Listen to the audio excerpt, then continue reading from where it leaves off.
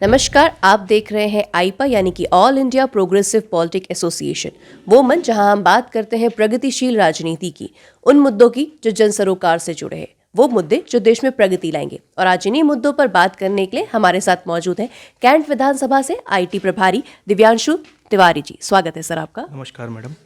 Sir, जैसा कि मैंने आपको बताया कि आईपा एक ऐसा मंच है जहाँ पे हम प्रगतिशील राजनीति के बारे में बात करते हैं।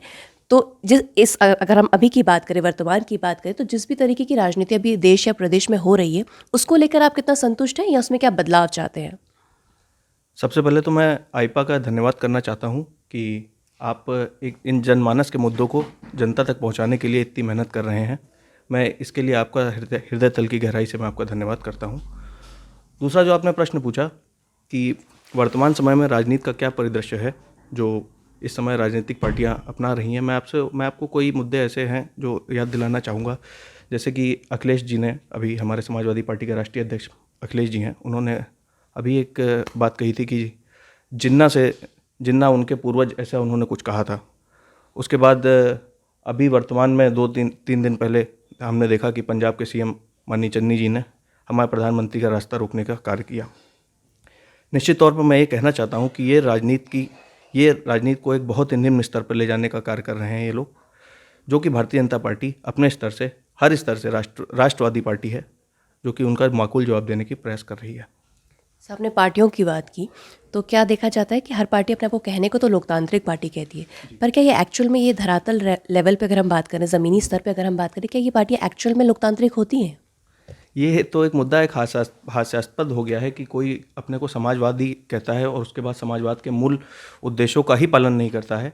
मैं समाजवादी पार्टी या इंडियन नेशनल कांग्रेस या बसपा जैसी पार्टियों से मैं इनके मूल कार्यकर्ताओं के, क्योंकि मैं भी एक सजीव मूल कार्यकर्ता हूँ, अपने भारतीय जनता पार्टी का एक अदना सा सेवक हूँ। मैं इस नाते इनसे एक निवेदन करना चाहता हूँ, या मैं कह लीजिए आपके माध्यम से एक चैलेंज करता हूँ इनको, कि आप एक छोटा सा कार्यकर्ता समाजवादी पार्टी के राष्ट्रीय अध्यक्ष को जाके कहे कि मैं समाजवादी पार्टी का राष्ट्रीय अध्यक्ष बनना चाहता हूँ, मुझ में आपसे ज़्यादा शिक्षित हूँ, मैं आपसे ज़्यादा पढ़ा लिखा हूँ, मैं आपसे ज़्यादा राजनीति में कार्य किया है मैंने, मगर ऐसा कोई नहीं कर सकता। ये कार्य सिर्फ और सिर्फ भारतीय राजनीति में लोकतंत्र को जिंदा रखने का कार्य केवल एक ही पार्टी कर रही है, वो है भारतीय जनता पार्टी, जहाँ पे एक चाय वाला भी प्रधानमंत्री बन सकता है और एक बाबा हमारे जो मुख्यमंत्री बन सकते हैं। तो सर, अगर हम बात करें, क्योंकि विधानसभा चुनाव बस आने ही वाले हैं, तो ये कहा जाता है, देखा जाता है हमेशा कि जब भी चुनाव आने वाले होते हैं तो कोई ना कोई एक राष्ट्रीय मुद्दा उठ जाता है या भावनात्मक मुद्दा उठ जाता है। जो वहाँ के स्थानीय मुद्दे होते हैं वो कहीं ना कहीं पीछे रह जाते हैं। तो इसका आप दोषी किसको मानते हैं? ये जनता है जो अपने मुद्दों से भटक जाती है, या फिर राजनीतिक पार्टियाँ हैं जो उन्हें भटका देती हैं?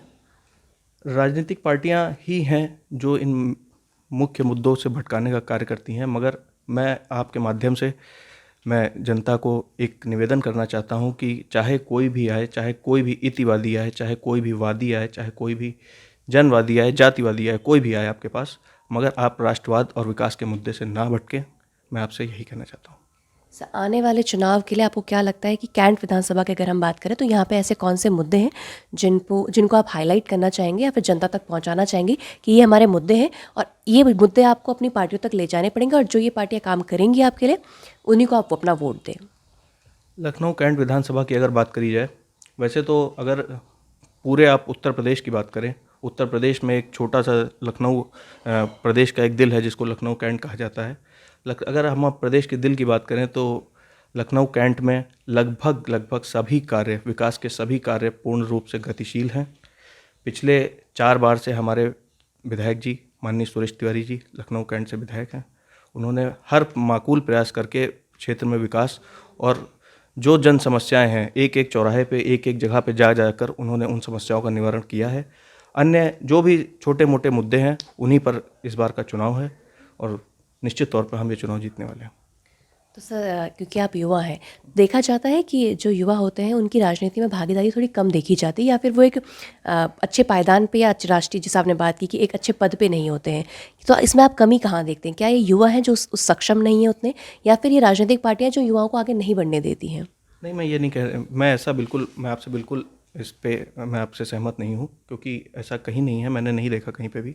हमारी भारतीय जनता पार्टी, जिसका मैं छोटा सा सेवक हूँ, मैं इस पार्टी में रहकर ये मेरी तीसरी पीढ़ी है और हम लोग लगभग सभी लोग आगे बढ़ने का कार्य कर रहे हैं। लगभग भविष्य में भी हमारी भी चुनाव की तैयारी है, माननीय विधायक जी भी चुनाव लड़ने वाले हैं। ऐसा कोई कहीं से भी मैं ये नहीं मानता कि युवा कहीं किसी भी परिदृश्य में भारतीय राजनीति में कहीं से भी पीछे हैं। तो एज अ युवा सर आप क्या देखते हैं कि कौन कौन से मुद्दे हैं जिन्हें हमें हाईलाइट करने चाहिए, जिन्हें हम चुनावी मुद्दा बनाना चाहिए? अगर हम प्रगतिशील राजनीति के बारे में बात करते हैं तो एज अ युवा आपके कौन से वो मुद्दे होंगे जिसको आप एक प्रगतिशील या प्रोग्रेसिव राजनीति का हिस्सा बनाना चाहेंगे? शिक्षा पद्धति, सबसे पहले तो शिक्षा पद्धति में बदलाव जो कि सबसे ज़रूरी है। उसके बाद रोज़गार, जो रोज़गार का ही मुद्दा जो मेन है, जो युवा सबसे ज़्यादा चाह रहे हैं, जो आगे बढ़ाना चाहते हैं, जो कि भारतीय जनता पार्टी मुख्य रूप से कार्य करने का, उनका सारी समस्याओं का निवारण करने का कार्य करेगी।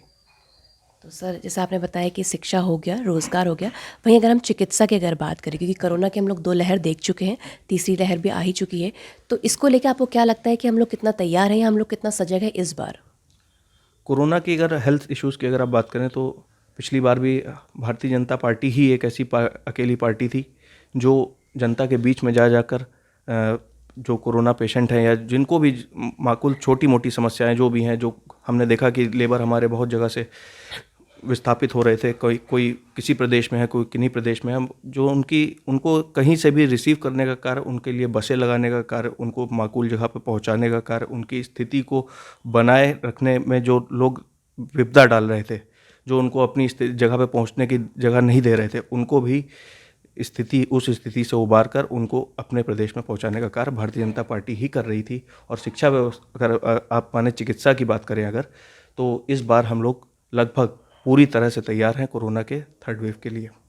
तो सर आपने, जैसे आप युवा हैं तो आप भी राजनीति का अभी एक पार्ट हैं, क्या आप अपने आप को आने वाले समय में राजनीति का एक अहम हिस्सा देखते हैं अपनी पार्टी से? बिल्कुल देखता हूँ। मैं भारतीय जनता पार्टी का एक छोटा सा सेवक हूँ।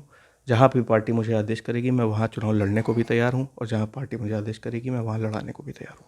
सर आपके क्या है मुद्दों, अगर मैं आपसे अगर एक इंडिविजुअली पूछूं, एज अ युवा, एज अ पॉलिटिशियन अगर आप बनेंगे आगे चल के, तो क्या आपके ऐसे मुद्दे होंगे जिनको आप हाईलाइट करेंगे आगे चल के? निश्चित तौर पर शिक्षा, रोजगार और विकास। तो सर इस चुनाव के लिए, क्योंकि चुनाव आने वाला है, तो हमारे इस मन से आप जनता को क्या कहना चाहेंगे कि वो किन मुद्दों को देखें और अपने वोट का किस तरीके से सही इस्तेमाल करें? मैं आपके चैनल के माध्यम से आईपा, जो कि इस 2022 के इलेक्शन में राजनीति में बहुत ही महान योगदान देने जा रहा है, मैं आपके माध्यम से यही कहना चाहता हूं कि जनता सिर्फ विकास और राष्ट्रवाद के मुद्दे को पर ही वोट करे। जो देश को आगे बढ़ाने का कार्य कर रहे हैं, जो लोग विकास के मुद्दे पर कायम हैं, उन्हीं को वोट करें। धन्यवाद। धन्यवाद सर। ये थे दिव्यांशु तिवारी जी। हमारे चैनल से जुड़े रहने के लिए इसे लाइक, शेयर और सब्सक्राइब करना ना भूलें। धन्यवाद।